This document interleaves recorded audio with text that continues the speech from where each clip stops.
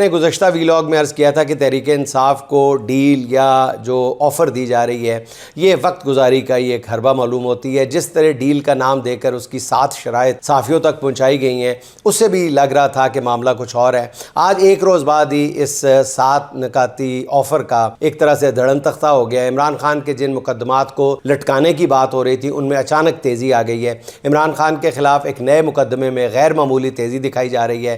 تو ساتھ ہی القادر trust case جسے سرفراز ڈوگر نے غیر معینہ مدت کے لیے ملتوی کیا تھا اس کیس میں بھی 18 جون کی تاریخ دے دی گئی ہے. اور ساتھ ہی یہ بھی کہا گیا ہے کہ اگر اس تاریخ کو عمران خان کے وکیل عدالت میں پیش نہ ہوئے تو قانون کے مطابق کیس کی کارروائی آگے بڑھائی جائے گی. یعنی ایک اور مقدمے میں سرکاری وکیل کھڑے کر کے عمران خان کو سزا دینے کی تیاری کی جا رہی ہے. یہ بتایا گیا تھا کہ جی پی ٹی آئی کو احتجاج کی اجازت ہوگی اور سہیل افریدی بھی اسلام آباد آ سکتے ہیں.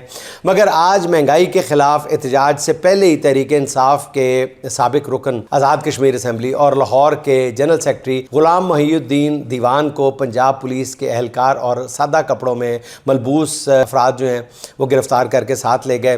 بہت بہیمانہ طریقے سے ظالمانہ طریقے سے پولیس چادر اور چار دیواری کا تقدس پامال کرتے ہوئے بھاری نفری کے ہمراہ گھر میں دروازے توڑ کر داخل ہوئی. ناظرین یہ جملہ بھی اپنی معنویت اپنا اثر کھو چکا ہے کہ چادر اور چار دیواری کا تقدس پامال کیا گیا ہے. یقین جانیے کہ یہ اب جملہ اتنے تواتر کے ساتھ استعمال ہونے لگ گیا ہے کہ اس میں کچھ اثر ہی نہیں رہ گیا. بالکل ایک روٹین کی بات لگتی ہے.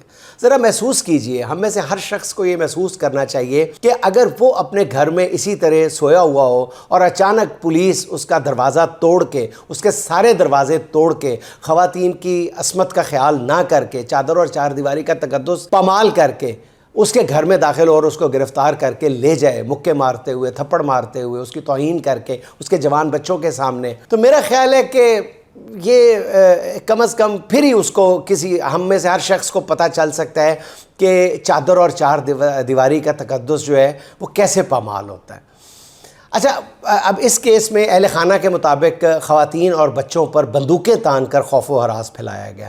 پولیس جاتے ہوئے گھر سے تمام کیمرے, ڈی وی آر, قیمتی سامان اور موبائل فون بھی لے گئی. یعنی تحریک انصاف کے لیے ناظرین کوئی سیاسی سپیس یا قانون کے اندر رہ کر پرامن احتجاج کی راہ بھی نہیں چھوڑی جا رہی. حقیقت یہی ہے کہ پی ٹی آئی کو جو بھی حاصل کرنا ہے, کہنے والے اب کہہ رہے ہیں یہ مضبوط دھڑا ہوتا جا رہا ہے, جو یہ کہتے ہیں کہ جناب ہمیں احتجاج کی راہ پہ ہی جانا ہے اور جو حاصل کرنا ہے وہ اپنے زور بازو پہ حاصل کرنا ہے.